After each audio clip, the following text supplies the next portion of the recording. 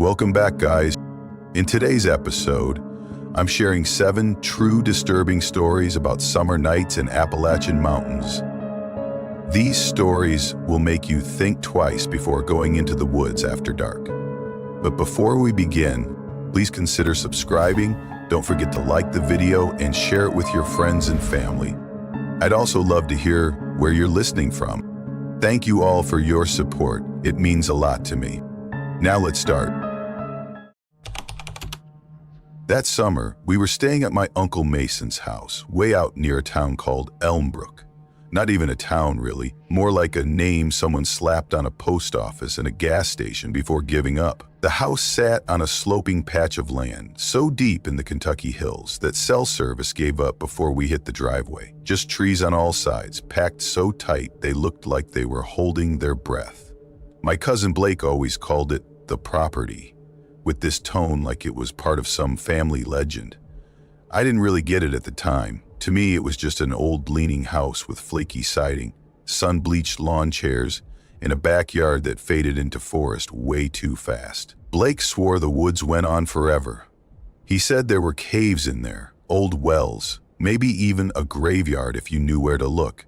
But adults just said it was family land, whatever that meant. Some story about a great something who shot a bear in 1880 and forgot to file paperwork. No one really knew what parts were technically ours and which belonged to no one. I don't think anyone cared. It wasn't land people did anything with, just wilderness that sat still and got left alone. We were out there for the 4th of July. Fireworks, food, the usual chaos. Someone grilled until the propane ran out, a couple of uncles half drunk by dinner, and my Aunt Cora trying to get everyone to sing along to an ancient playlist she'd burned onto a CD in 2005. By dusk, the air was thick with smoke and the sound of cicadas. One of those evenings that makes you feel stuck in amber. That's when Blake leaned over and said, "Hey, want to hit the trail?" It was me, Blake, and my little brother Drew. Drew was 11 back then. Real skinny, quiet, always trying to be polite even when he was scared out of his mind. He was the kind of kid who asked before petting dogs and waited for the walk sign even when there were no cars. Blake, on the other hand, had a permanent smirk like he was already halfway into trouble before the rest of us noticed. We didn't tell anyone we were leaving, just grabbed a couple of flashlights from the junk drawer, slipped around the side of the house, and ducked into the woods behind the shed. The trail started out the way I remembered it. 2 thin grooves in the tall grass, probably from an old ATV nobody used anymore. Then it turned to packed dirt, and the trees folded in above us. It got darker fast. The kind of dark that messes with your depth perception, where everything feels closer than it is. We kept walking. There wasn't a plan, really. We'd explored that patch the summer before, found old beer cans, a busted-up deer stand that creaked like it might fall, and what we were pretty sure was a raccoon skeleton, normal stuff. But this time, we didn't stop. We just kept going. We didn't say it out loud, but it felt different. Blake was the first to stop. He held out his arm, flashlight swinging across the trail. "Hold up," he said. "What the hell is that?" There it was, just standing there. A gate, not a fence, just the gate, alone, like someone dragged it out there and forgot to bring the rest. It was tall, way taller than it had any reason to be, and looked like iron, blackened and twisted. The bars curled in on themselves like vines. It wasn't anchored to anything, no posts, no base, just standing there, right in the middle of the trail, like it grew there. Drew's voice was small. "Is it part of something? Maybe it's an art thing," I said, though I didn't believe it. Blake chuckled. "Yeah, like an art project if the theme was Welcome to Your Doom." What really got me was the handle. Everything else was rusted and flaking, like it had been abandoned for 100 years. But the latch? It was perfect. A smooth iron ring, polished to a shine, like someone had cleaned it just that morning. Drew didn't like it. You could see it in the way he stepped back. "It doesn't feel right." Blake rolled his eyes. Seriously, it's just a gate. Then, of course, he had to dare him. Bet you won't go through it. Drew looked at me. I didn't want to go through it either. Everything in my body said no. But Blake was watching, and there was that pressure. You know the kind.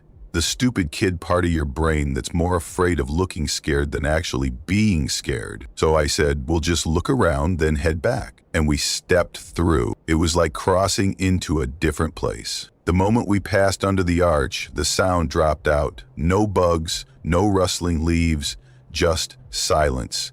The air felt dense, like walking into a room that hadn't been opened in years. You could feel the weight of it on your skin. Even the trees were weird. Perfectly spaced. Same height, same width, same bark. All aligned, like someone had used a ruler and blueprint to lay out a forest. This isn't normal, I said. Blake shrugged, but he looked nervous. Logging area? We both knew it wasn't. Then we saw it. The shack. It sat in the middle of a clearing that didn't make sense. No path to it, no footprints, no tire marks. Just there, square and windowless, patched together from planks that didn't match. It looked old but not ruined, more like unfinished. Like someone had stopped building halfway through and decided it was good enough. Drew whispered, "I think someone's in there." Blake laughed, but it was tight. "Dude, you're hearing stuff." Then the door creaked open. It moved slow, like it was waiting for us. Inside was just a single wooden chair. Dead center, no dust, no webs, just clean, bare wood.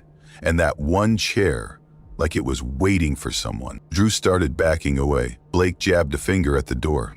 "Go on, sit, bet you won't." I was about to say something when Drew, quiet little Drew, stepped forward. His face was pale, but his jaw was set. He walked up to the chair and sat. The second his weight hit it, the door slammed shut behind him. We both jumped. I ran forward and grabbed the handle. It wouldn't move. Blake started banging on the boards, yelling Drew's name. Then Drew screamed. It wasn't a regular scream. It was awful. Raw, high-pitched, like something was being pulled out of him. He kept going until his voice cracked and broke, and then it was just quiet. Then the door opened. No sound this time, no creak, just a sudden swing. The chair was empty. Drew was gone. Blake didn't say anything. I didn't either. I stepped inside. It was freezing. My breath came out in clouds. The flashlight beam flickered. My skin prickled like I'd walked into a freezer. Then something shifted above us. Not a noise, more like gravity moved. I looked up. There was something up in the beams. A shape. Long and thin and stretched like smoke, but it had arms, legs. It dropped down behind the chair and stood. It had a body, almost human, but its face, there was no face. Just smooth, pale skin, pulled tight like a balloon stretched too far. It tilted its head. Then it spoke. "Which one of you's older?" The voice wasn't loud, just calm, like someone asking for the time. Blake didn't hesitate. He pointed at me. I couldn't breathe. I couldn't move. The thing's face twisted, not with muscles, just the skin, pulling sideways like it was tearing. And then he'll go back. The door behind us creaked open. Drew was lying in the dirt outside, curled up, eyes wide, unblinking, not really seeing anything. I yanked him out. His skin was ice. "Blake," I said, turning back. "Let's go." He didn't move, just stared. "I can't," he said. "I don't think I can." "You have to." The door slammed. I didn't wait. I dragged Drew back through the trees. My flashlight beam shook the whole way. I didn't stop until I saw the edge of the woods.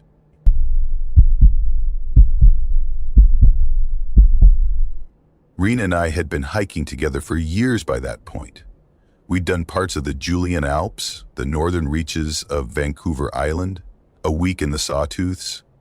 We weren't extreme survivalists or anything, but we liked going off-grid. Really off-grid. The sort of places where your phone gives up halfway in and your only company is each other and whatever's bold enough to live out there. That summer, we decided to try Maine's inland forests. Not the postcard kind with the wide trails and friendly signage. We were looking for somewhere unmarked, unfriendly, unoccupied. One of Rena's old college friends had mentioned a stretch north of Banner County, up past an abandoned forestry route. Said he used to go hunting there with his uncle years back before they both stopped. It's dead quiet now, he told her. People just don't camp there anymore, which to us was basically an endorsement. We followed a printout of an old topographic map and drove until the road was less road and more rutted guesswork. When the trees started swallowing the car, we pulled off and parked in a clearing barely big enough for the hatch to open. After that, it was just our boots and whatever we could carry. The first leg was tough. Steep terrain, narrow trails, if you could even call them that. We followed a shallow creek for a while, then started hitting switchbacks carved by water runoff. The markers faded within an hour. Every few hundred feet, I tied a strip of orange flagging tape around a branch, just to be sure we could find our way back. No signs of anyone else. No wrappers, no cigarette butts, not even the odd crushed beer can. Just that steady, mossy quiet that always feels both peaceful and slightly unwelcoming. By late afternoon, we'd climbed far enough that the air had that thinner, brittle quality. We set up camp by the creek. Tent pitched flat between tree roots. Fire ring dug quick and dirty with a camp shovel. Rena sorted the food. We had a simple dinner. Lentils, some sausage, trail mix, while lightning bugs blinked lazily around us. For a moment, it felt like the exact thing we came for. Clean, untouched, like we'd found a piece of forest nobody remembered. The second day, we pushed deeper. Followed the creek until it veered off into a narrow gulch, barely wide enough for both of us to pass. It led us up toward a low ridge. Near the top, tucked back in the trees, we found a collapsed hunter's blind. Just planks nailed together, eaten by time. It looked like it hadn't been used in a decade, maybe longer. We didn't dwell, just kept moving. At one point I turned around and realized we hadn't seen our own boot prints in a while. The forest floor was soft, carpeted with damp needles and rotting leaves, and it didn't hold tracks. That kind of quiet, you don't realize how loud it is until you stop. Your ears start picking up things that aren't there, and every step feels like a breach of something. We made camp again near dusk. Same setup, same fire, same routine. But this time, something shifted. Right after we got the water boiling, I grabbed the bottles and walked upstream a ways to refill them. The light was dipping, that awkward, bluish in-between. I was maybe 100 feet from the tent when I tripped, or almost tripped anyway. There was a string, twine, tied low between two trees, right at ankle level. I hadn't seen it earlier, hadn't stepped over it on the way up. I stopped and crouched down. It was strung with bones, small ones, clean, sun-bleached. Maybe bird bones, squirrel, hard to tell. But they were knotted into the twine like beads on a necklace. No fur, no feathers, no rot, just pale, hollow bones that clicked softly when the breeze shifted. I stood there for a long minute, then stepped over it slowly.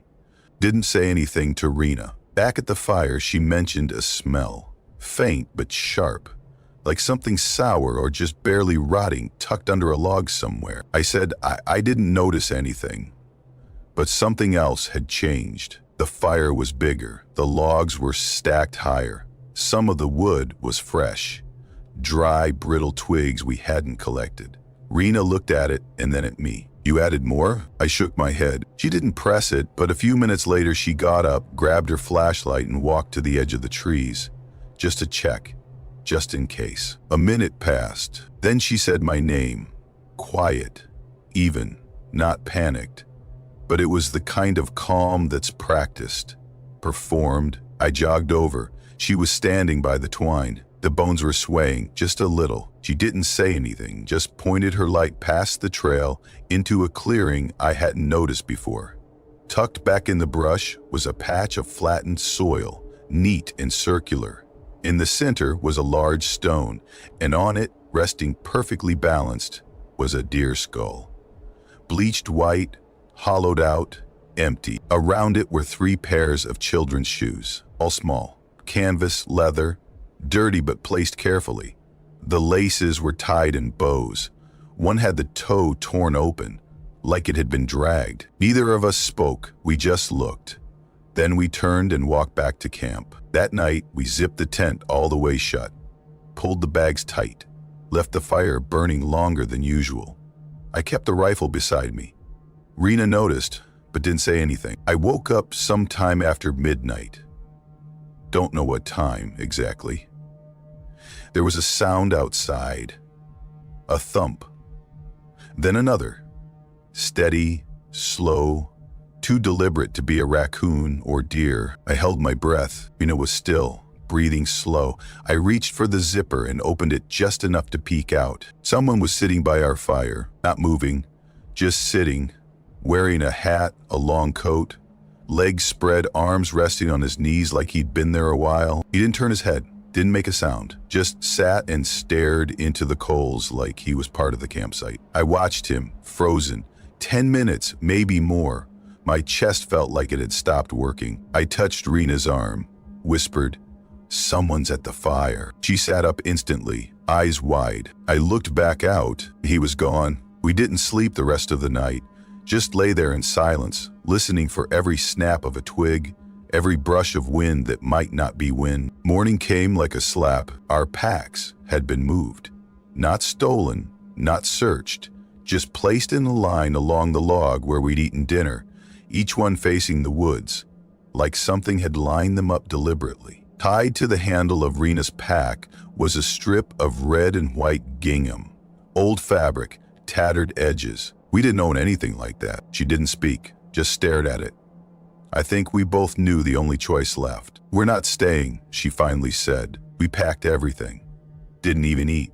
Just shoved gear into bags and started moving. No trail this time. We went west, through underbrush thick enough to slice skin, crossed the creek, climbed rock that shouldn't have been climbable. I took us down a ridge that was way too steep. Rena slipped, gouged her shin on a sharp root, didn't even swear, just gritted her teeth and kept going. Eventually, we hit the fire road again, walked for hours, no breaks, no talking. When we reached the car, it looked untouched. Until we opened the door, the rear passenger window was cracked open. Inside, on the front seat, was a child's shoe, the same style as the ones near the skull. But this one was clean, no dirt, dry.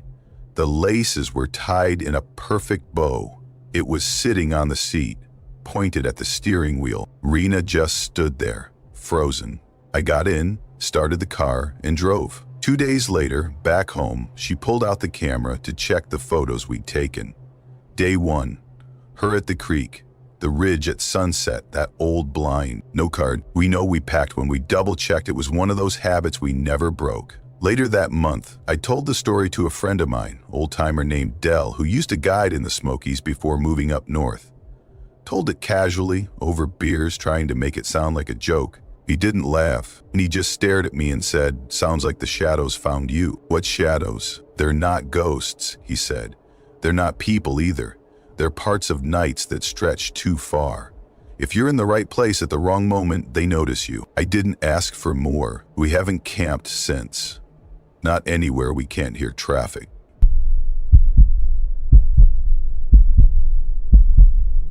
I was 25 when it happened.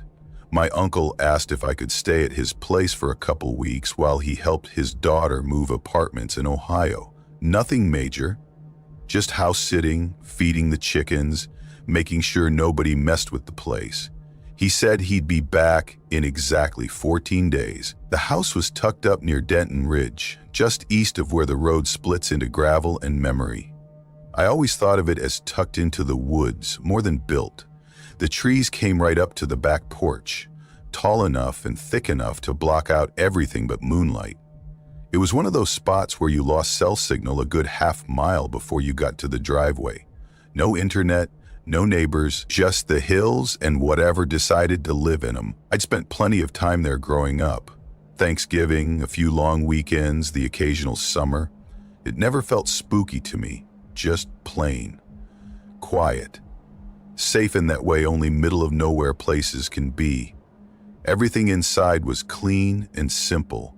That pale, knotty pine covered nearly every surface. The floors, the walls, even the ceiling beams. No TV, just a radio, a stack of mystery paperbacks, and a deck of cards that hadn't been shuffled since at least 1999. The chickens were the only real responsibility. 6 of them in a wire and wood coop out behind the orchard. They weren't pets, just egg layers. My uncle gave me a quick walkthrough. Feed them in the morning, check the water, close the coop at dusk, latch it good. He warned me the latch sometimes stuck. Told me not to expect the internet to magically start working, and as a throwaway he pointed to the hallway closet and said, "Spare shells are in there, just in case." I laughed. In case what? He just gave me that look, the one that says, "You've never spent enough time alone in the woods." He left before noon that day, and the first 24 hours were fine. Better than fine. Peaceful. I made a sandwich, stretched out on the porch with a book, then wandered up behind the property to the spot where the grass turned tall and brittle, and the ground dropped off into a mess of wild brush. I stayed out there till my arms itched with the heat. That night, I left the windows open to let the warm breeze roll through the house. I didn't think twice. Sometime after midnight, I woke up. No idea why. Not to a sound, more like the sudden lack of sound. I sat up, ears wide open. No bugs, no frogs, no distant owl hoots. Just silence, so thick, it felt like someone had smothered the whole hillside in cotton. I leaned toward the window over the bed and looked out into the yard. The moon lit the grass faintly, enough to see the edge of the orchard and the rough outline of the coop. Nothing moved. Then, after maybe 60 seconds, like someone hit play, the frogs started again. Crickets kicked back in, sound returned in layers. It didn't feel right, but I talked myself out of it and went back to bed. Next morning, I found the coop door open. The hinge had cracked where the wire met the frame. 3 hens were gone, just vanished. No blood, no feathers, just empty space and an odd hush around the other birds, like they were holding their breath. I told myself it was raccoons, smart ones, maybe a coyote. I tightened the latch with some leftover wire and tried not to overthink it. Night 2 was when things started to feel off. It was just after midnight. I'd been up, sitting at the kitchen table, half watching the darkness outside and sipping from a beer I didn't even want. The air felt still, heavy, but not with heat. I couldn't put my finger on it. Then came a noise, sharp and metallic, like something thin and hard snapped into place. Not loud, just clean, deliberate. I stood up, grabbed the flashlight, and stepped out barefoot onto the porch. The yard was darker than the night before. I swung the light across the slope and toward the shed. Everything looked closed, quiet. Then I saw the screen door on the back porch, swinging open just barely, back and forth. The kind of swing that comes from someone letting go, not the wind. I definitely latched it. I barely slept that night, kept a kitchen knife under my pillow and lay perfectly still, waiting for a sound that never came. Night 3, I stayed awake intentionally. I wanted to be in control of it, even if it made me feel stupid. Around 2:10 a.m. it seemed the silence returned, not like the night before. This time it crept in slower, like each cricket was being individually muted. And then came the footsteps, soft, bare, on gravel. 4 steps, pause, 2 more, slower. They stopped outside my bedroom window. I didn't move, couldn't. I was on my side, facing the wall. My whole body went stiff, and I remember counting the seconds between heartbeats because they were too loud in my ears. The window was open, just the screen between me and whatever was standing outside. But it didn't move, didn't breathe. It just waited. I kept my eyes closed, listened. One by one, the bugs started again.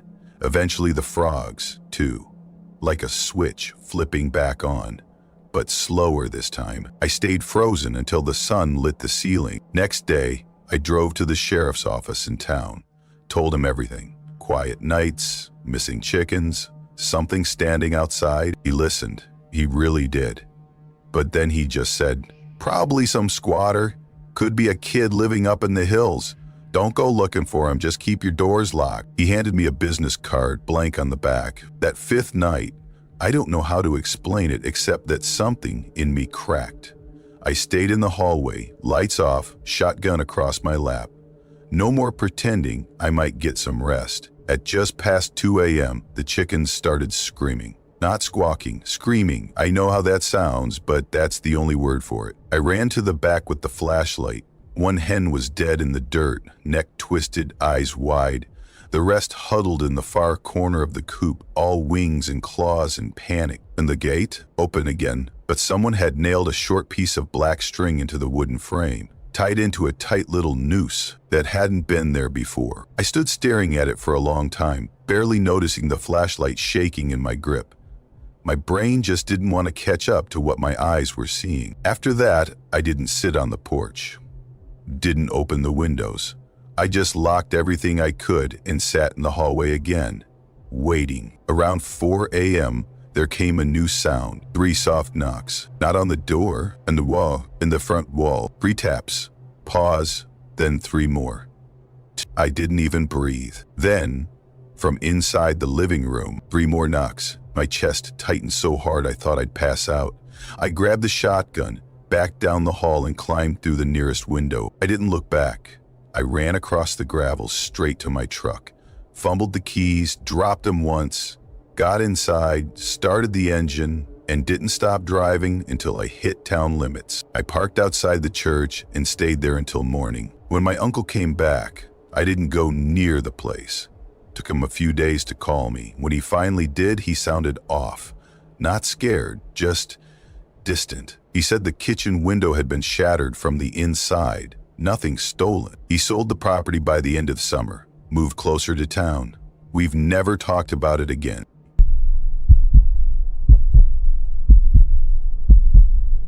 I was 33 when it happened. The campground, Willow Shade, up near Dunford, used to offer a $100 0-cent bonus if you volunteered to do the weekend night sweep. Just a flashlight walk around the loop trail after dark, make sure no one was sneaking in to drink or light fires. A lot of the guys hated it. Bugs, heat, boredom. But I didn't mind. The quiet didn't bother me, and I knew that trail better than the back of my hand. Even the part near the South Ridge, where a sign had been hanging for years saying "closed for erosion," wasn't anything serious, just a slippery slope and some washed-out roots. That night was thick. Not stormy or dramatic, just that kind of late July heat where the air feels like it's pressing down on you. Trees barely moved. I was maybe halfway through the loop, sweeping my headlamp across the brush, when I saw something off to my left. It was quick, just a flick of orange behind the trees. Could have been someone's lighter, I figure, or the start of a small fire. I stopped, watched. A few seconds later, it blinked again. Steady glow, not moving. Definitely not a flashlight. Flashlights bounce. This was fixed. I figured it was kids. Locals sometimes hiked in to hang out or drink around a fire pit. Technically against the rules, but nobody made a big deal out of it. So I cut off the trail and moved toward the light, pushing through undergrowth. Leaves stuck to my arms, and the gnats went straight for my ears. But the glow kept getting brighter. Then I stepped into the clearing. There wasn't much to it, just a circle of packed dirt and weeds, but what stopped me was the chair, right in the center. One of those cheap metal folding chairs like the kind you'd find in a church basement or school assembly hall, sitting upright, and around it was fire. Not a campfire, not logs or branches, clothes. Someone had folded a long-sleeved shirt and a pair of jeans into a neat pile, cuffs lined up, and set them on fire. The flames were tall, but strangely still, and the fire never touched the chair. There was no smell of wood smoke, no hissing from lighter fluid, no bag, no boots, no food wrappers, just a burning pile of folded clothes and that chair. I didn't move for a long time, just stared. Something about it looked wrong, but I couldn't figure out what. It was too orderly, maybe, too precise. I finally stepped closer and grabbed my radio. Nothing, just static. Not broken up words, just a flat, empty hiss. I pulled out my phone. No signal, not even a clock. Just black where the time should be. I crouched near the fire. The jeans looked almost new. No stains, no fraying. The shirt had a stitched patch on it, like the kind you see on mechanic uniforms. There was a name, but it had burned too far for me to make it out.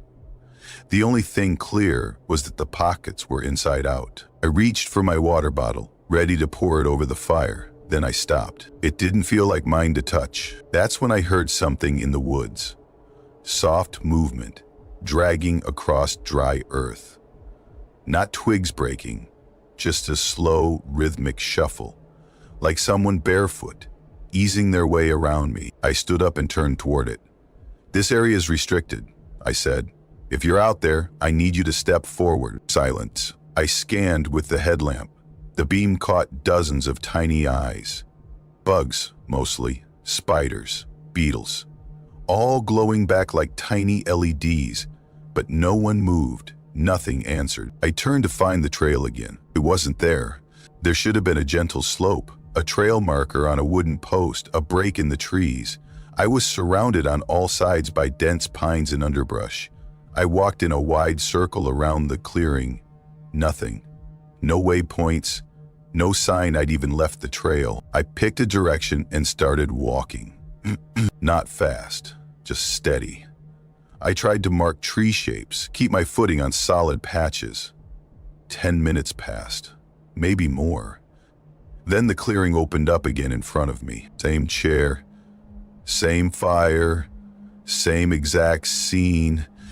Only now, the fire was lower, the clothes more burned, still folded neatly. I froze, just stood there trying to understand. Then behind me, a branch cracked, loud, sudden. This time I ran toward the sound. If someone was messing with me, I was gonna catch them. I pushed through brush, ducked under limbs, scraped my arms on thorns, but I didn't see anyone. Then I saw it, a tall figure ducked behind a wide, bent tree trunk. Sloped shoulders, long torso, easily over 7 feet. It moved too smoothly. I hit it with my headlamp for a second before it vanished behind the trunk. I sprinted toward it, heart pounding, but when I reached the tree, there was nothing. No footprints, no broken twigs, just that thick, humming quiet. And when I turned around, the chair was there again, closer, 15 feet this time. The fire was out. The clothes were gone. I took a step back, reached for the radio. Still static. Phone, still no signal. No time, no battery symbol. Nothing. Then my headlamp blinked. Once, twice, then dead. Everything went black. I didn't breathe. Didn't speak. Just stood there while my eyes tried to adjust. The fog had rolled in heavier, clinging to my knees and chest. The breathing started again. Deep, steady, just off to my left. I didn't turn toward it. I let my right foot slide backward. Then the whisper started. Not words, just breath mimicking speech, like someone pretending to talk, but with no voice. It rose and fell in weird, papery bursts. Dry, too dry. That broke me. I ran. I can't tell you how long. I know I hit the ground more than once, felt my knee slam into something hard, caught a branch across the cheek that stung for days, but eventually the brush started thinning and the ground turned to gravel. The trailhead. My car was there, dome light still on, driver's door wide open. I got in, slammed the door, and didn't stop driving until I hit a gas station on the edge of Dunford. Pulled under the fluorescent lights and just sat there, hands shaking on the steering wheel. I haven't gone back. Won't.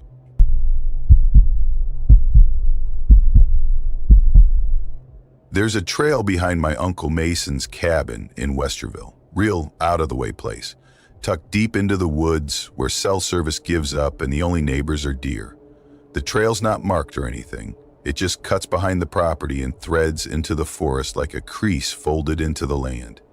It was meant to be a shortcut to the bluff, this open, rocky overlook where you can sit and see all the way to the next ridge. Quiet, good for clearing your head. I'd hiked it dozens of times over the years, usually during the day, sometimes with my cousins when we were younger. We knew the path like the back of our hands. Every turn, root, weird rock. But that night, I went alone. It was mid-July, hot in that way that makes everything feel sticky and slow. I couldn't sleep. The whole cabin was dead quiet, but not the peaceful kind.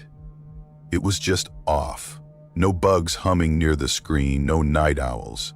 I kept listening for something and hearing nothing.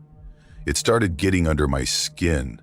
I don't know. I just felt antsy. So I got up, pulled on a t-shirt and jeans, laced up my boots, and grabbed a flashlight from the drawer under the sink, the heavy one with the tape around the grip. I didn't bother waking anyone.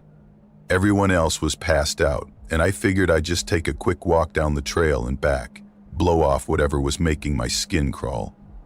I stepped out the back door, the porch creaked under me like always, and I didn't look back. The trail started out just like I remembered, solid underfoot, familiar turns. First, the rusted gate where the fence used to be, then the left fork at the bent dogwood that always reminded me of a hook, then the gentle right, where the roots web across the path like veins. The flashlight beam bounced a few feet ahead, catching bits of bark and leaves, flickering off the edges of rocks. Crickets chirped in rhythm, rising and falling like waves. I heard something big rustling in the brush off to the side, probably a possum or armadillo, maybe even a fox. It didn't bother me. But then, maybe 10 minutes in, I noticed something wasn't right. It was subtle at first. The trail just wasn't bending the way it should have. Instead of swinging west toward the bluff, it kept creeping northeast. At first, I figured maybe I just missed the curve. So I stopped, turned around, and scanned behind me, shined the light back the way I came. But what I saw didn't look like what I'd just walked. It was still a trail, technically, but not mine, not the one I knew. The ground was wrong, too narrow, too crowded, and the shadows? There were too many, clumped together, like they didn't want to move. That's when it hit me. I hadn't passed the hollow tree. There's a spot about a third of the way down the path where this huge tree sits, rotting out from the bottom. Looks like a mouth or a cave. We used to dare each other to stick our hands inside it as kids. I should have seen it by then. I was too far along not to have passed it. The flashlight felt hot in my hand. I tightened my grip and kept walking, slower now, heart picking up a little. I was starting to get that itchy, crawling feeling at the base of my neck, the kind that makes you want to turn around, even though nothing's there. The trail thinned more. The sides closed in with thorns and tangled branches. I had to duck under a low bough, and that's when I saw it. A fence. Just standing there, right in the middle of nowhere, stretching both ways through the woods. Old wires strung between warped wooden posts, most of them leaning or snapped. The wood looked gray and waterlogged, like it had been there a long time. Except there had never been a fence out there. That I was sure of. Then I saw what was hanging from it. One of the posts had a bundle of bones tied to it.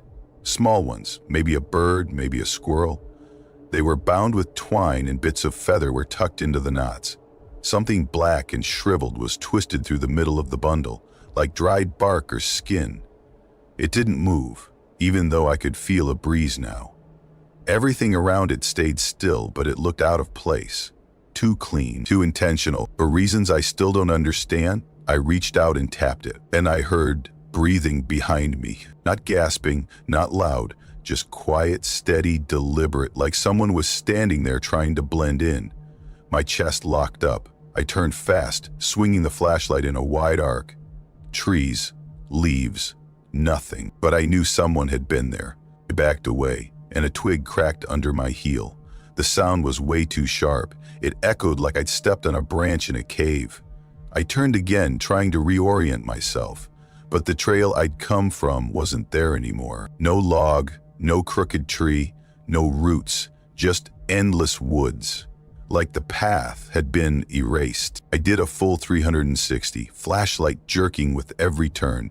That's when I saw it. There was someone, or something, standing maybe 20-25 feet away, between two trees.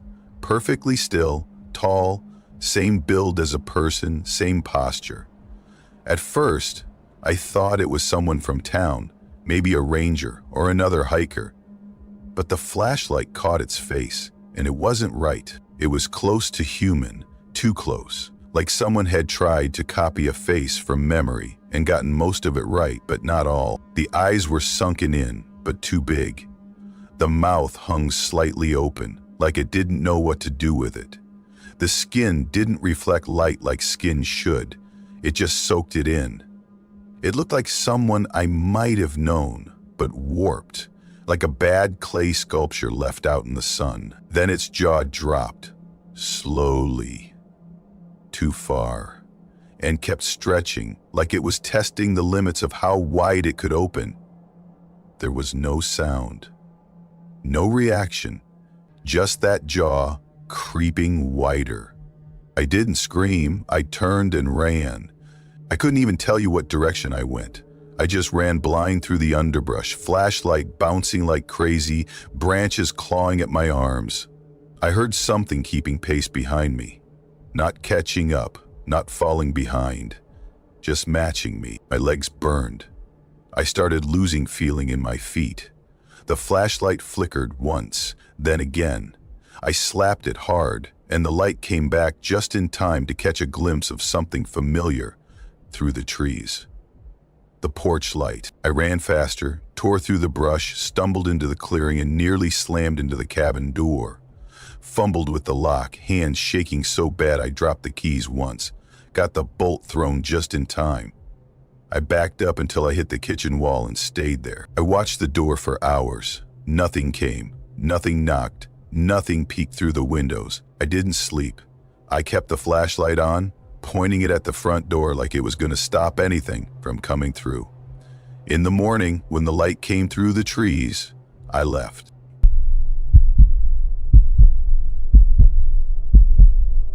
That afternoon, I'd been out behind the barn, patching a stretch of chicken wire where something, probably a coyote, had torn through again. It was the third time that month. The wire was bent back like a claw had hooked under and pulled, which is how they usually get in. I'd reinforced it with some extra staples and a length of old fencing I found in the shed. It wasn't pretty, but it would hold, at least for now. By the time I finished, the sun was getting low behind the ridge. That kind of dimming light where you can't tell if it's dusk or just heavy clouds rolling in. I rinsed off at the spigot by the pump, shook my arms off, and let the mud cake and flake as it dried. No real rush to do anything else. That's just how summers are around here. Slow and sticky, and everything feels like it takes twice as long as it should. I live alone, at the end of a gravel road in Glenbra Hollow, just past where the mailbox rusts over with each season. It dead ends against the ridge, and after that, it's just trees and rocks and deer trails that don't really go anywhere. My place is boxed in on three sides by woods. Old woods, mostly pine and oak. The yard's nothing fancy, just a rough patch of grass I mow every now and then when it starts brushing against my ankles. You don't see many people out here. Most folks don't even know the road keeps going this far unless they're looking for something or trying to disappear. That night felt like any other. I didn't have much of an appetite, but I fried up a couple eggs and warmed some beans from a can. Took the plate out to the porch and ate barefoot, with my heels on the wood and the plate in my lap, sweat still clinging to me. The bugs had started up their usual racket. Crickets, frogs, those weird rattling katydids that sound like they're winding up for something and never quite get there. It's like background noise you forget is even happening until it stops. And it did stop. I didn't notice it right away. It was more of a gradual quiet, like someone was turning down the volume one notch at a time. The buzzing faded, the frogs quit their chirping, and all of a sudden there was just this dense, expectant silence. the kind that makes your ears ring a little. I stood up, half expecting to see a bear sniffing around or maybe a copperhead curling near the porch steps. But everything looked still. The yard, the trees, the gravel, it all just hung there, like a paused frame. And then I saw him. I caught the movement first, something shifting near the edge of the trees at the back of the yard. Thought maybe it was a deer or a stray dog. But then I saw it was a man, tall, lean, walking with this strange, steady rhythm right through the underbrush. No flashlight, no hesitation. He moved in a straight line, like there was a clear path only he could see. Right through the brambles and thick pine, never tripping, never brushing anything aside, just walking like he belonged out there. I didn't say anything, didn't move, just stood with my hand still on my empty plate, watching him walk across the far end of the clearing and disappear into the woods on the opposite side. Gone in a blink, like he'd never been there. I stayed out on the porch for a while, trying to make sense of it. Maybe he was a hiker who got lost. Maybe someone from town cutting across to avoid the roads. But the thing is, nobody walks through that part of the woods, not in the dark, not without a light, and certainly not without making a sound. That underbrush is thick and loud. It grabs at your legs. But he just glided through it. Eventually, I went inside, locked the front door, bolted it too. I turned on the radio, low, just enough to fill the room without being distracting, and sat in the kitchen with a glass of cold well water, holding it in both hands even after it started to sweat. I kept listening, waiting for something else, but everything outside was still dead quiet. Then came the knock, 2 taps, soft, not frantic, not loud, just enough. I stood up, real slow. Didn't grab a weapon, didn't yell. Just moved toward the front hallway like my body had switched over to autopilot. There's a floorboard that creaks if you step in the wrong spot, so I went around it out of instinct. It was the kind of silence that made me hyper-aware of every little noise I might make. I opened the door just a sliver. He was standing right there. Same man, same build, same sweaty shirt clinging to his chest. His face was scratched, little cuts all across his jaw and cheek like he'd run face first through a thorn patch. But what really stuck out was how calm he looked. Not out of breath, not disoriented. His eyes were sharp, focused, like he'd been standing there for a while already. "Evening," he said. His tone was polite, maybe too polite. "I was supposed to meet someone by the quarry, but I think I got turned around. Mind if I come in, cool off a bit?" He looked me right in the eye when he said it, and I felt something pull tight behind my ribs. His voice didn't match his eyes. His expression didn't match the words. Everything was just slightly wrong, off kilter. "The quarry's way past the ridge," I told him. "You're nowhere near it." He nodded slowly. "Yeah, must have misjudged." I kept one hand on the door. "You're welcome to sit on the porch," I said. "I'll bring you a glass of water." He stood there for a second, didn't say anything. Then he stepped over to the chair beside the doorframe and eased himself into it like he'd done it 100 times before. I shut the door, turned the deadbolt, flipped off the porch light. In the kitchen, I filled a glass, but didn't go back outside. I don't know why. I just couldn't bring myself to open that door again. Something felt wrong. I kept going over it in my head. The way he moved through the yard without breaking a twig. The too smooth tone in his voice, the weird, steady way he looked at me.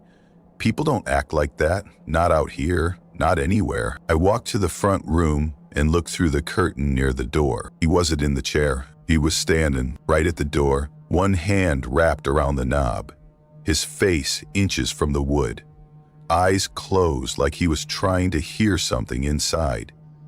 Or maybe already listening. I backed away, quiet as I could, grabbed my phone off the counter and called the sheriff's office, whispering my way through the call. The dispatcher didn't ask many questions, just said someone would be on their way. Told me to stay put. I glanced back through the curtain once more. He was gone, no sound, no footsteps, Porch chair untouched. Deputies showed up about 15 minutes later. Flashlights, dogs, the whole deal. They combed the woods around the house, walked the trails, even checked the ridgeline. But they didn't find anything. No footprints in the dirt. No branches disturbed. Not even a bent blade of grass. They asked if I'd had anything to drink. I hadn't. They asked if I knew the man. I didn't. The next morning I went out to the tree line, the spot where I first saw him cross. I expected to see some sign he'd been there. Something. But it was all clean. No broken twigs, no flattened weeds, spider webs still intact between the branches, just untouched woods. I asked around that week at Mercer's store. Nobody had heard about any missing person. Nobody'd been near the quarry either.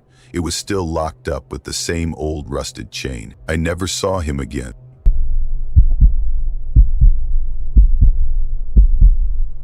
I'd taken my cousin Eli up on his offer to use his cabin near Harrow Ridge for a few days. He usually stayed there during hunting season, but it sat empty the rest of the year. Said I could use it any time if I didn't mind the isolation and the fact that it had more spiders than working outlets. Sounded perfect, honestly. I had hit a wall with some research I was doing for a history project and figured a weekend away might help me get back into it without the usual noise of my apartment, my phone, or people in general. The cabin wasn't totally off-grid, but it was close. It sat up on a high ridge about 10 miles off the main road, with a gravel trail that turned to dirt before you got anywhere near it. I had to park my car where the track narrowed and hike the last 5 minutes in. The trees out there were thick and old, towering pines and maples, with branches so dense the sun barely made it through during the day. It was the kind of place where everything felt 10 degrees cooler than the weather app said, and where time moved like it wasn't in a rush to get anywhere. I'd only been there 2 nights. The first was what you'd expect. Too warm, a few bugs finding their way in, the Wi-Fi sputtering out halfway through syncing my files. Not that I needed it. I'd packed a stack of printed articles, a few battered notebooks, a box of pens, and my old laptop that still booted up if you gave it a minute. Food was basic, canned chili, trail mix, instant coffee. I wasn't going gourmet, just trying to keep my brain running. The second night, everything was quieter. The heat had settled into the cabin like a sleeping dog, heavy and unmoving. I had the windows open and a floor fan groaning in the corner, rotating just enough to remind me it was trying its best. I'd spread my work across the small desk under the front window. The cabin smelled like a mix of pine sap, old paper, and something musty, like the walls still remembered wetter seasons. I didn't turn on any lights except the desk lamp. It helped me focus, and there wasn't anyone out there to notice if I did. Outside, the crickets were in full chorus. Not the gentle kind of background noise you hear in movies. This was a wall of sound, high and constant. Every so often I'd hear the trees shift, leaves rustling in a way that reminded me the whole ridge was alive in a quiet, slow-breathing kind of way.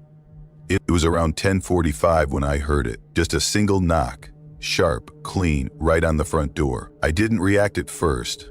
I just froze in place, my pen hovering above the page. It wasn't fear, not yet, just confusion. Who knocks on a cabin door this far from anything? I hadn't told anyone I was coming out here, not even my roommate. Eli definitely hadn't mentioned any neighbors dropping by. The nearest one, he said, lived a couple valleys over and used candles for light. I waited, just sat there listening. No footsteps, no second knock, no voice calling out. The fan kept grinding along in its little loop like it hadn't heard anything. Part of me wondered if I'd imagined it. Eventually I got up, walked down the hallway, and peered through the narrow window beside the door. Nothing. The porch was bare. No movement. The dirt trail leading to the tree line looked the same as it had that morning. No scuffs, no footprints. Still, I opened the door a couple inches and leaned out. Silence. The tree stood still. The crickets hadn't even paused. Everything looked just like it had all day. Except now it felt like I wasn't the only one seeing it. I closed the door, locked it, then did a quick loop around the inside of the cabin, checking the windows and making sure the back door was still bolted. It was. I told myself it was probably a branch, a pine cone falling, the house settling. Old structures like that always make noise. You just notice them more when you're alone. So I sat back down, tried to shake it off, got back into my notes. Around midnight, I was finally hitting a stride. The fan had steadied, the cabin felt cooler, I reached for my mug, and that's when I saw him. Through the window, barely 6 feet away, stood a man. He wasn't moving, just staring straight at me. His face was pale and still, eyes locked to mine. He didn't blink, didn't smile, didn't try to speak or knock. He didn't even flinch when I pushed back from the desk so hard my chair flipped. And then he turned, not away, not into the trees. He ran around the side of the cabin. I just stood there, breath stuck in my chest, waiting for my brain to catch up. My body was already in motion, backing up, pulling the shade down over the window, hands suddenly cold. I didn't hear any footsteps, no leaves crunching. Just the fan still ticking in the corner. I moved down the hallway toward the front door again, but this time I didn't open anything. I peeked through the curtain. The porch was still empty. But then I saw it. Movement out between the trees. A flash of something slipping between trunks. Too fast to track. Too real to ignore. I stepped back, hand on the wall for balance, and turned toward the kitchen. My phone was there. So were my keys. And maybe a decent knife. That's when I saw the second one inside the cabin, standing right in the living room like he belonged there. He was bigger than the first, broad, with a bulky coat made of thick, heavy-looking fabric, layers of it stitched together like a quilt for someone who'd never seen sunlight. His hair was cropped close, and his eyes were deep-set, hard to read, but I could feel them, watching me, measuring. And then he moved. He came straight at me with full weight. No hesitation, no panic, just a man with purpose. I ran. Legs slipped on the polished floor as I bolted into the bedroom, slammed the door, twisted the lock, shoved the dresser in front of it. Then stillness. No footsteps, no slamming. Just breathing. Right outside the door, slow and heavy. Then he started pacing, back and forth, slow. Deliberate. Each step made the boards creak just slightly. He wasn't trying to hide. He wanted me to hear him. Then it happened again. Another knock. Not at the door. This time, it came from the kitchen window. Same as before. Just a single, soft knock. A twin echo of the first. But this one came from the other side of the cabin. I stayed frozen. The pacing stopped. I didn't know if the one outside the bedroom had gone to check the window. I didn't hear footsteps. Only the fan, still whirring somewhere in the distance, and the sound of my own pulse climbing up the back of my neck. I dropped to the floor, crawled under the bed, and grabbed my phone. No bars, but emergency calls still worked. The dispatcher answered. I whispered to her, barely forming words. Told her where I was, gave landmarks. She told me to stay down. A deputy was on the way. I stayed there, counting every second. Sirens came eventually, faint, winding their way up the ridge. When they were close enough, I pushed the dresser aside and opened the door. Met the deputy at the front porch, hands still shaking. He did a full sweep, every room, every corner. Checked the shed, the trail, even the roofline. Nothing, no sign of a break-in, no damage, no footprints even. Not a single mark on the floor where I swore that man had stood, pacing like he had all night. He was calm, professional. Wrote it off as unconfirmed trespass. Said it was probably some local hiker who'd wandered too far. Maybe I'd fallen asleep. Imagine the second one. People see things when they're overtired. I didn't push it, but I know what I saw. There were two of them, one watching, the other already inside. And those knocks, soft, spaced apart, from opposite sides of the house, they weren't asking to be let in. They were communicating. I haven't been back since. Eli still goes during deer season. Tells me I should use it more. I nod, smile, change the subject.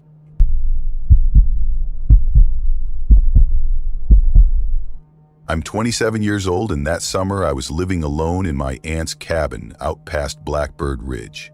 Real middle-of-nowhere kind of place, tucked deep into rural Appalachia. My aunt mostly used this cabin for hunting season, but when I landed a short-term job at the local wildlife clinic, she offered it up for free. "Better than wasting money on rent in town," she said.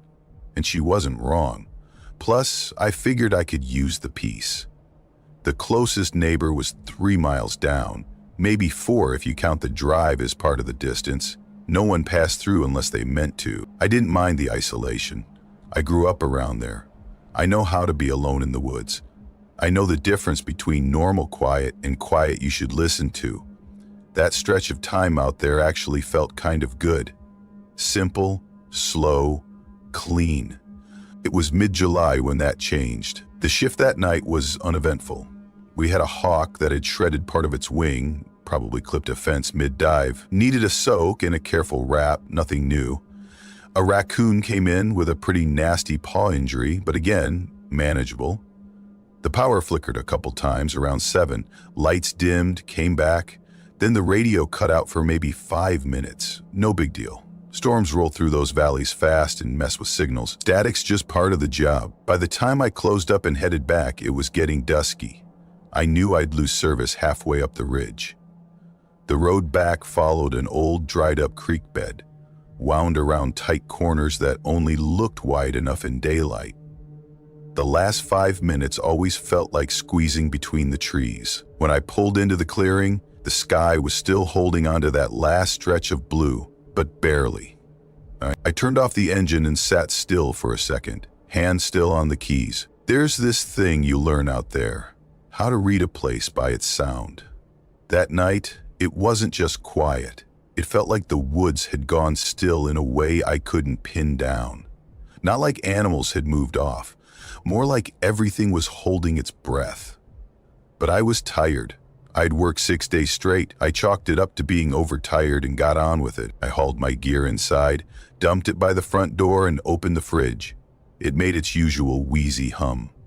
I had maybe a can of soup, half a sleeve of crackers, and bottled water. The fridge was one of those small solar-powered ones my uncle had installed back in 2014. Didn't hold much, but it worked. I cracked open a water bottle and stepped out onto the back porch. The screen door swung behind me and clicked shut. I leaned on the railing and drank slow. The air was still thick with leftover heat.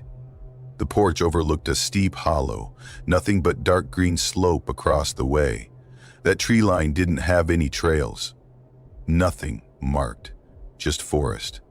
Sometimes I'd spot deer slipping through, or once, a bear that barely gave the cabin a glance, but that night, not a single movement, not even a moth near the porch light. I was standing there, not thinking much, when I noticed it. The way the night sounds were fading, not fast, but in layers. First, the hum of insects dropped out, then the frogs. Then even the distant whippoorwills stopped calling, like someone was slowly turning a dial and muting each piece of the soundtrack, one after the other, until all I could hear was the tiny clack of the plastic bottle cap in my hand. And then I heard the knock, 3 sharp taps from the front door. I froze, didn't rush inside, just stood there with my back straight and the hairs on my arms starting to lift. I listened. Nothing. I waited a few seconds more, then opened the screen and stepped back in, keeping my steps light. The cabin's just a big square room, more or less. Bed in one corner, small wood stove in the center. No real hallway, no second floor. It's the kind of place where one glance covers everything. I stepped around my bag and peeked through the front curtain. No one there. I clicked off the porch light, hoping my eyes would adjust faster without it. The window gave a decent view of the gravel clearing, and then I saw him. He was standing just at the edge of the woods, maybe 30, 40 feet back. Close enough I could tell he was facing the cabin, but he didn't move, didn't shift, just stood there. My first thought was that maybe someone had gotten turned around, maybe a hiker who lost the trail. But the more I looked, the less that made sense. He wasn't waving or calling out, no flashlight, no gear. He didn't look wet, didn't look scraped up from underbrush, just standing there like he'd been planted. And then he moved, not forward, not around. He walked backward into the woods. One steady, smooth motion. No stumbling. No checking his footing. Just a full body reverse like a puppet being pulled out of frame. I could feel my pulse in my fingers. I locked the front door and yanked every curtain shut. Every single one. I didn't grab the phone. No point. No signal, and even if I drove into town, what would I even report? A guy stood in my yard and left? There wasn't a badge in that county that would drive that road for a maybe. I turned off the inverter, lit 2 candles, one in the kitchen, one on the side table near the bed. Then I lay down, fully dressed, trying not to watch the shadows on the ceiling and counting how long I could hold my breath before I had to let it go. I did fall asleep eventually. I don't know how long I was out. What woke me up was the heat. It hit like a wave, thick and wrong. The fan had died. Power out. The candle in the kitchen was gone, just a puddle of wax now. The air tasted like something old and sour had settled over everything. I sat up, blanket sticking to my legs, and reached toward the window to crack it, and then stopped. The footprints were the first thing I saw, starting at the front door right in the center of the floor. Dark, bare, wet footprints, not shoes, not boots. Just the shape of 2 human feet, wide and clean, pressed into the dust and grit of the floorboards. They trailed past the table, around the couch, through the kitchen, right up to the side of my bed. They stopped just a few feet from where I was still sitting. Then they turned and angled away, straight toward the back wall. No door back there, no opening, just that dry old wood, coat hooks with nothing on them, and a crate of firewood I hadn't touched in weeks. The prints didn't turn around, didn't circle back. They just ended. I stood up, walked slowly, following them in reverse, all the way to the front door. Still locked, still bolted, same as I'd left it. But the screen door, hanging just slightly open, not torn, not unlatched, just open enough to move if the wind pushed, though there wasn't any. Wedged in the hinge was a curled strip of bark, pale on one side like it had just been peeled off a tree. I reached out and touched it. No reason. Reflex, maybe. It was warm. I didn't sleep again. I sat on the couch, fully dressed, bag at my feet, watching the window and waiting for the sky to go pale. When the light finally came through the trees, soft and slow, I waited a little longer, just to be sure. Then I walked out, locked the cabin behind me. I left the key under the rock by the steps, just like I'd found it. Closed the gate at the bottom of the road, and I haven't been back since.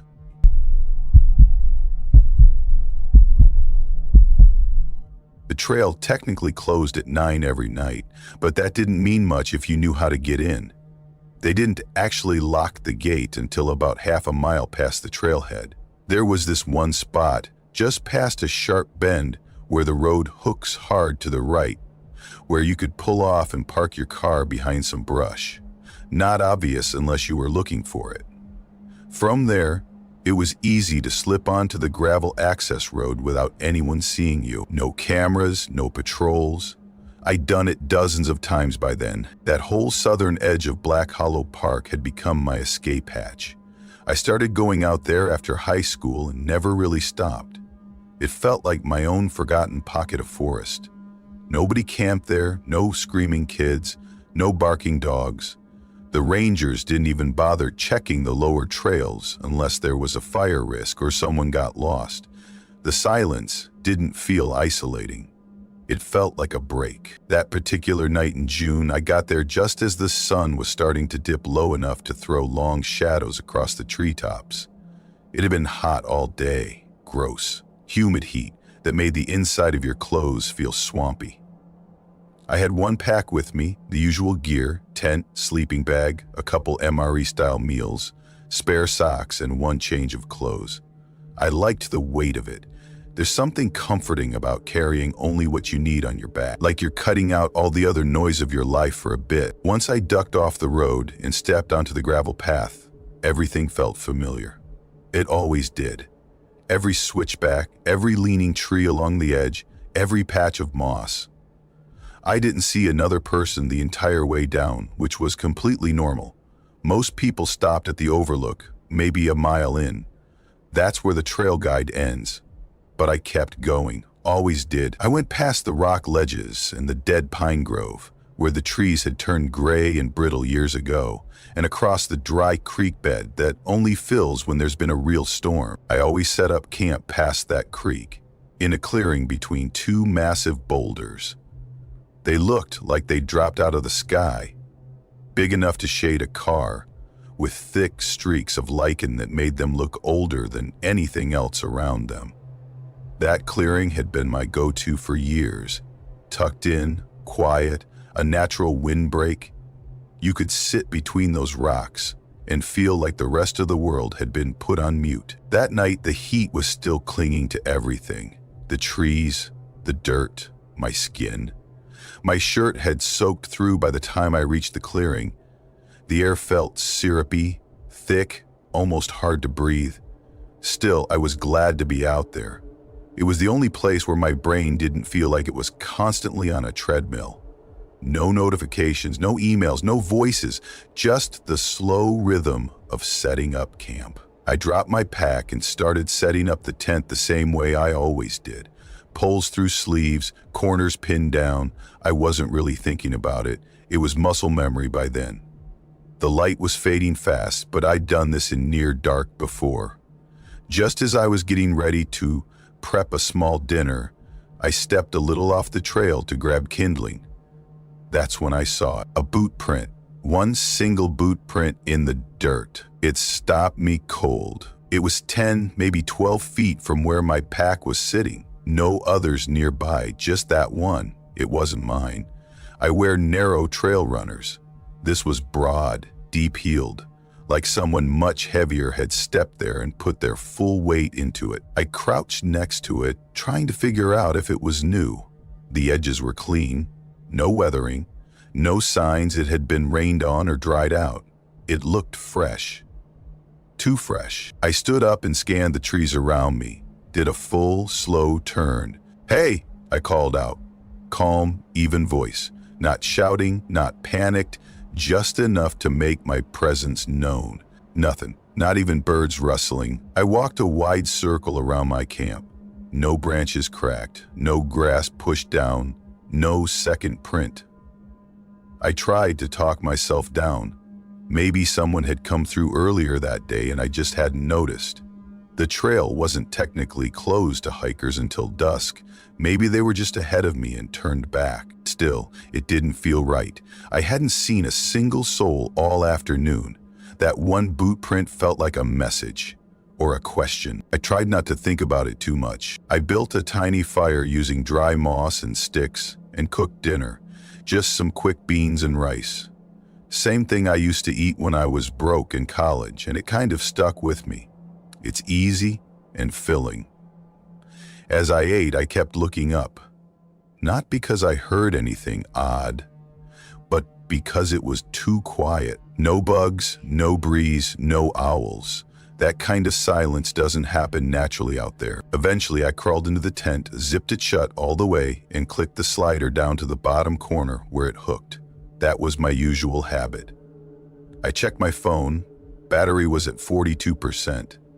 I set an alarm for 5:45. I never like sleeping late in the woods.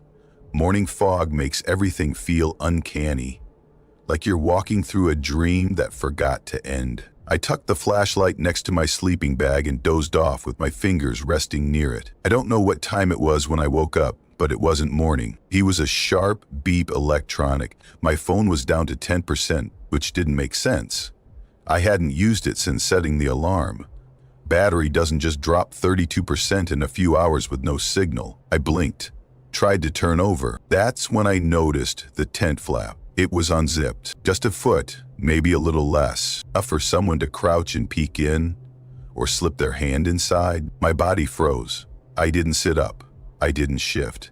I just stared at the opening, trying to breathe slow, trying to listen. Nothing moved, not the trees, not the flap, Not even the breeze. Then I felt it. Pressure.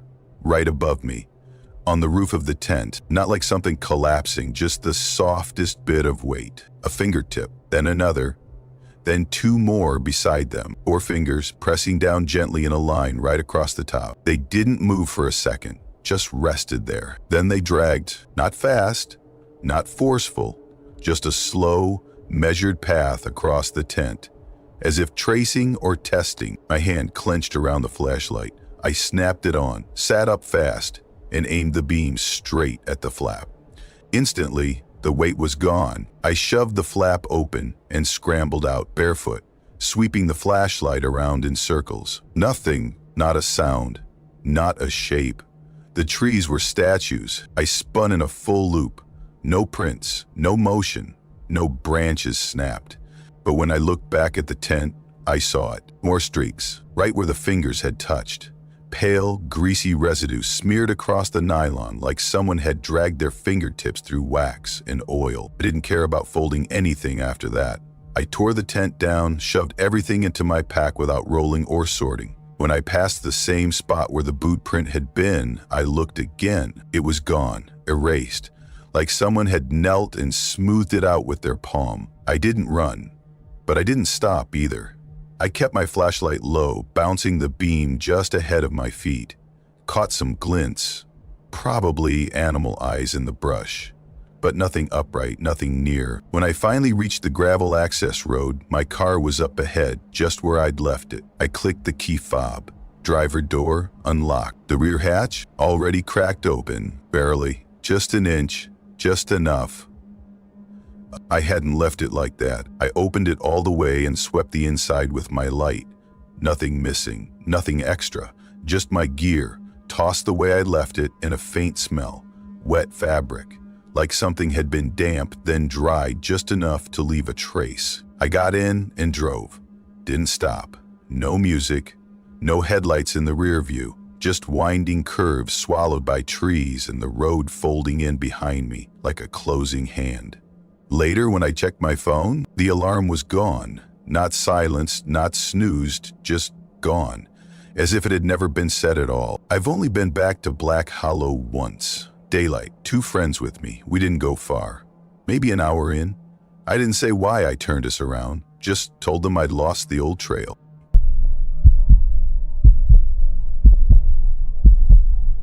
The pull-off wasn't marked at all, just this shallow dent in the gravel shoulder off Route 11, with a crooked wooden post that probably held a sign decades ago, but now just looked like an abandoned coat rack. I would have driven right past it if I hadn't basically memorized the satellite image from a hiker's blog that hadn't been updated since 2019. No reviews, no recent comments, no cell reception for miles. That's what made it feel legit, honestly, remote. Unfiltered, nothing curated or paved. I was trying to find this old fire tower that the blog had briefly mentioned, one line about it being barely standing and not worth the hike, which of course made me want to see it immediately. Everyone else is always chasing the same polished views. State park overlooks with fences and plaques and signs that tell you what birds to pretend to look for. I didn't care about any of that. I just wanted to be somewhere I could stand and know hardly anyone had stood there before. Maybe no one, for years. I got there late in the day, later than I should have. The sun had started tilting lower, but it was still hot enough that the inside of my car felt like a toaster when I killed the engine. I climbed out, stretched, and downed what was left in my thermos. Then I tightened my boots, adjusted the straps on my pack, and did one last inventory. Flashlight, headlamp, pocket knife, water, 2 protein bars, a backup battery I wasn't even sure was charged. No tent, no sleeping bag. I wasn't planning to stay out long, just in and out, maybe an hour each way, 2 tops. The trail disappeared almost immediately. At first, I thought I just wasn't seeing it clearly. There were a few bent patches of grass that hinted someone might have walked this way once upon a time, but maybe 50 feet in, even those faded. If it weren't for these old, sun-bleached strips of orange plastic tied around random tree limbs, I would have sworn I'd gotten the location wrong. And those markers, they were weird. Some looked like they'd been tied by someone meticulous, neat little knots. Others were loose or barely clinging to the branches, frayed like they'd been out there for years. Different materials too, some plastic, some tape, one even looked like a torn piece of nylon. It felt less like trail marking and more like a message left by multiple people who never met. Like everyone got halfway in and decided to bail, I followed them anyway. The trees weren't especially tall, but they grew close, with trunks that leaned inward and low branches that snagged on my clothes. I was constantly ducking, twisting, sidestepping. After a while, I stopped trying to follow any kind of visible trail and just focused on the next strip of orange. A few times I thought I'd lost them. Nothing but brush and trees in every direction. And then I'd spot another one, much farther than it should have been, and always higher than the last. Like they were leading me somewhere, not guiding me through. I kept walking. An hour passed. Then another. By the time I finally saw the fire tower, I was already telling myself I'd have to turn around soon. Light or no light, it was perched on a bald patch of stone, rust-colored and leaning like it had shifted in a storm and never recovered. Maybe 30 feet tall, maybe less, hard to tell. There was no railing at the top, no signs, no warnings, just a simple iron frame, corroded to hell, and a narrow ladder bolted to one side. It didn't look abandoned. It looked like someone had tried to erase it and failed. I walked around it once. The structure groaned when the wind picked up, which didn't do much for my nerves, but the ladder seemed intact. I gave it a tug. Still solid. I climbed up. The platform on top was warped and soft in places, like walking on a wet sponge. But I sat anyway, cross-legged, staying near the center. The woods stretched out in every direction. Just green and shadows and empty space. No signs of life, no bird song. It was that kind of silence where your ears start ringing and you can feel your heartbeat echo in your neck. That's when I saw them. Down at the base of the tower, maybe 15 feet away, there was someone standing there, completely still, facing straight up at me. I know they weren't there when I climbed up. I didn't hear any footsteps. I didn't even hear leaves crunch. 1 second it was just the forest, and the next, this figure. They weren't moving. No bag, no gear, no flashlight. Just standing. Right where I had stood when I first arrived. I froze. My first instinct was to wave or call out, and I did, just a quick, "Hey, you okay down there?" But nothing happened. They didn't respond, didn't shift or flinch or react in any way. I started climbing down, slowly, rung by rung, trying to keep my eyes on them the whole time. But by the time I got to the bottom, they were gone. No footsteps, no branches moving, just gone. I walked over to where they'd been. The ground didn't even look touched. No footprints. Nothing disturbed. Just dry leaves and dust. I tried to laugh it off. Told myself it was probably a weird shadow, or I'd been up there too long. Maybe I imagined it. Maybe it was a deer. A weirdly upright deer. Something, but I knew I needed to start heading back. Only when I turned to look for the next orange marker, it wasn't there. None of them were. No trail, no strips. Just trees, dense and close and suddenly unfamiliar. I tried to retrace my steps, thinking maybe I'd gotten turned around. I even tried matching specific branches and clearings, but every time I thought I was going the right way, something was off.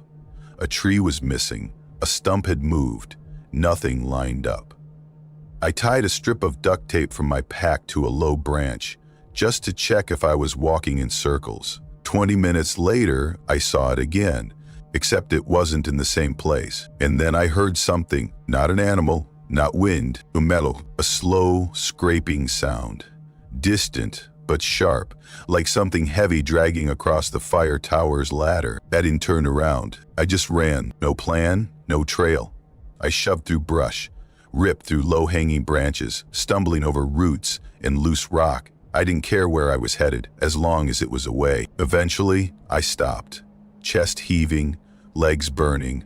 I stood still and listened. Nothing. Then I saw them again, 3 figures now. Spaced apart evenly, standing between the trees. Same posture. same height, heads tilted just slightly, watching me. I didn't yell, didn't wave. I didn't move at all until they did. They took one step forward, then another, slow, calm, like they had all the time in the world. I turned and ran again, this time downhill, crashing straight through whatever was in the way. I didn't care if I twisted an ankle, I just moved. Finally, I hit gravel, a fire road. It felt like solid ground under my feet, and I could have cried. I followed it without thinking, didn't stop, didn't look back. I ran until I saw a break in the trees, and through it, the dull silver roof of my car. I bolted, threw open the door, tossed my pack across the passenger seat. I didn't even wait for the engine to settle before I floored it. I drove with every window down and every interior light on. Didn't look back. Didn't stop until I hit the interstate. I've never found that pull-off again.